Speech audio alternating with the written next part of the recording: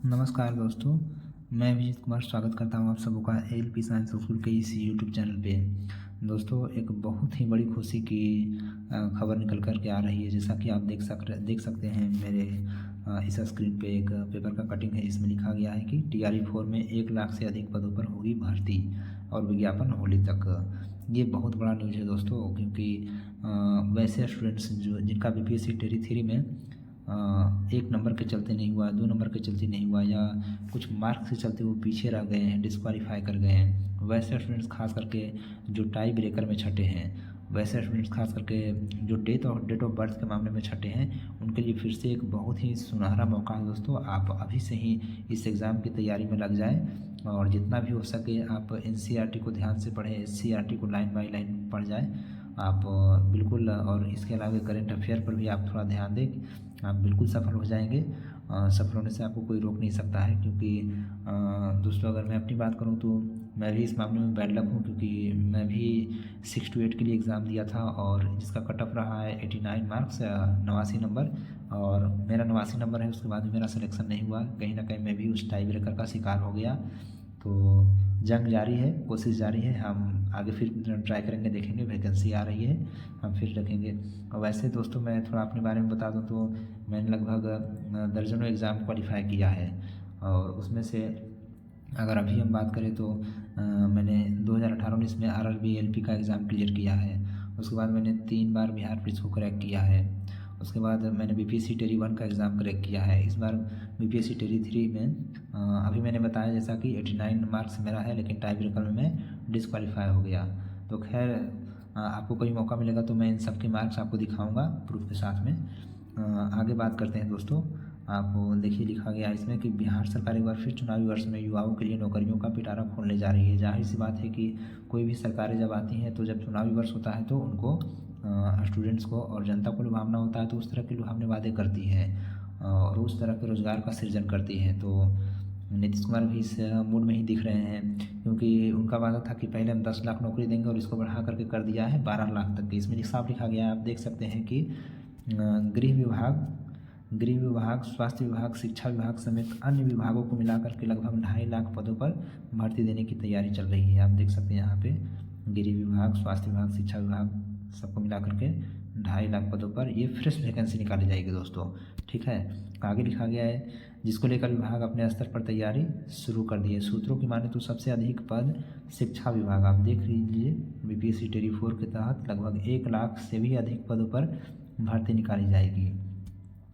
ये साफ साफ इसमें कर लिख दिया गया है कि जो पहले लगभग वैकेंसी का आंकड़ा 80,000 के आसपास था वो बढ़कर के कितना हो गया, 1 लाख हो गया है। आगे लिखा गया है कि जिसकी अधिसूचना होली तक आने की संभावना है। अगर सब कुछ अच्छा रहा, जो मनु भाई जी को लेकर के कोर्ट में मामला गया है, आप समझ सकते हैं कि कितने इंसान आदमी हैं, कितने अच्छे व्यक्तित्व के आदमी हैं कि उन पर चारों तरफ से कीचड़ ही उछाला जा रहा है। पता नहीं बिहार सरकार किस बेस पे ऐसे आदमियों को सेलेक्ट करती है, किस बेस पे ऐसे आदमियों को आयोग का सदस्य बना दिया जाता है, कुछ समझ में नहीं आता है। वो भी हेड बना दिया जाता है और वो भी ऐसे समय में जब ये रिटायर हो रहे हैं यमहा से।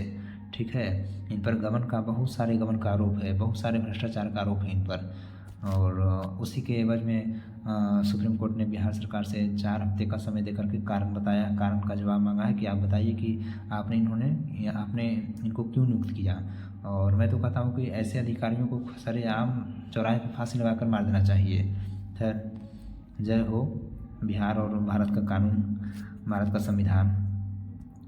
आगे देखिए दोस्तों क्या लिखा गया है कि बता दें कि बीपीएससी के माध्यम से टेरी 1, 2, 3 की परीक्षा हुई, जिसमें वर्तमान में टीआरई 3 की काउंसलिंग की प्रक्रिया चल रही है। इसका पदस्थापन होने के बाद बची हुई सीटों का रोस्टर क्लियरेंस करके मानक के अनुरूप नए पदों का सृजन करके रिक्तियां निकाली जाएगी, जिसमें जो शिक्षक, प्रधान शिक्षक और प्रधान अध्यापक के पद पर चयनित हुए हैं, ये देख लीजिए आप ध्यान से।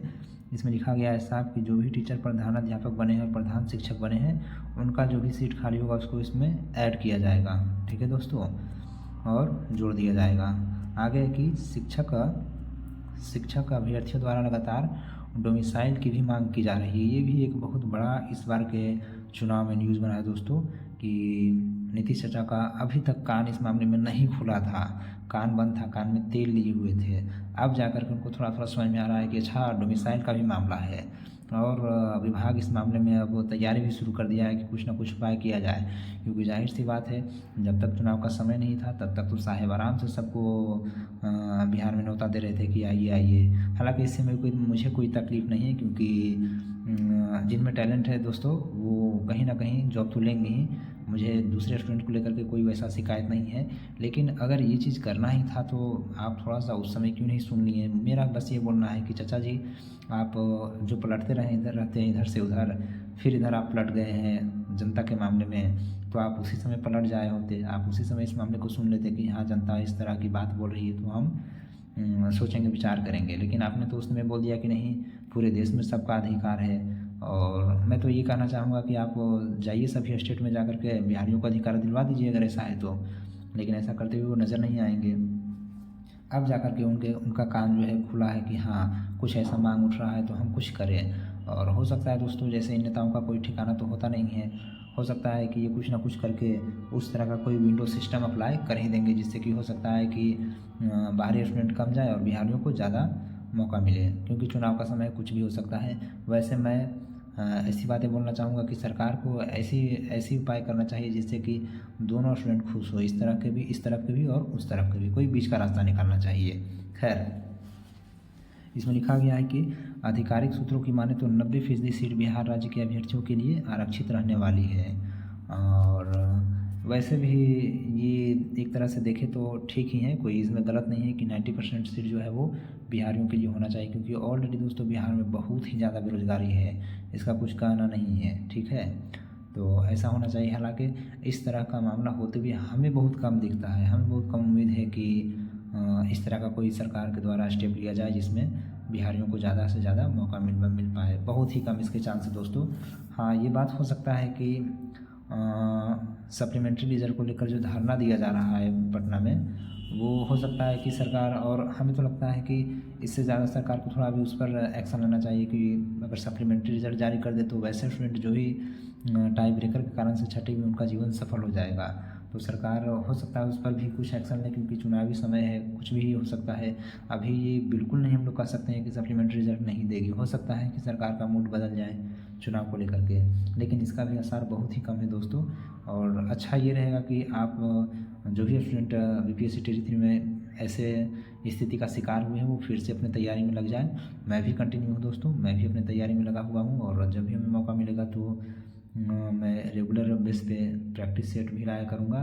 और उस सेट में मैं आपको मैथ साइंस से रिलेटेड कॉन्सेप्ट और थ्योरी दोनों को डिस्कस करूँगा और करता भी हूँ। आप मेरे कुछ वीडियोस को देख सकते हैं इस मामले में। सबसे बड़ी बात ये है कि अभी तक जो भी अपडेट निकल कर के आ रहे हैं, अगर मनु भाई परमार को क्लीन चिट मिल जाता है कोर्ट से तब तो ठीक है, नहीं तो अदरवाइज़ हो सकता है कि बीपीएससी टेरी 4 एग्ज़ाम भी दोस्तों कटघरे में चला जाए, अदालत के कटघरे में, और कुछ भी हो सकता है। क्योंकि ये 4 हफ्तों का जो जवाब मांगा गया है बिहार सरकार से, ये अगर इसमें सरकार प्रूफ कर पाती है कि ये निर्दोष है तब तो सही है, अगर नहीं प्रूफ कर पाती है तो बहुत कुछ हो सकता है।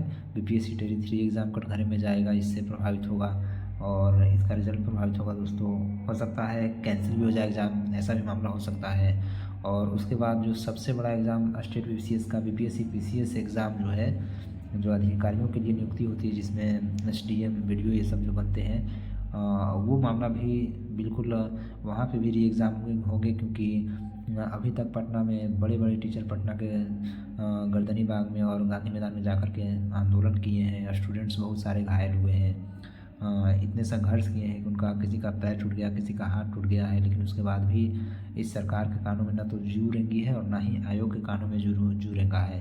तो मैं प्रार्थना करूंगा ईश्वर से कि ऐसा कुछ हो, क्योंकि ये आदमी तो सच में दागी है ही, मनु भाई परमार। अगर इनका आरोप अगर सिद्ध हो जाता है तो वो बीपीएससी स्टेट पीसीएस का एग्ज़ाम है वो भी फिर से होगा, री एग्ज़ाम हो जाएगा। और बीपीएससी टेरी 3 में मैं ऐसा उम्मीद करता हूँ कि इसमें भी, क्योंकि भ्रष्टाचार ज़रूर हुआ है दोस्तों, बिना भ्रष्टाचार हुए ऐसा हो ही नहीं सकता है कि आदमी साफ और फ्रेश बहाली करे। भ्रष्टाचार इसमें भी हुआ है, क्योंकि लिस्ट तो जारी करता नहीं है आखिरकार सभी का साफ साफ हर चीज़ों का। तो हो सकता है कि एग्ज़ाम भी कैंसिल हो जाए, फिर से कुछ भी हो सकता है। खैर ये सब जितना भी कुछ नया अपडेट आएगा ये 4 हफ्ते का जो समय मांगा गया है उसके बाद ही आएगा। तब तक के लिए धन्यवाद दोस्तों।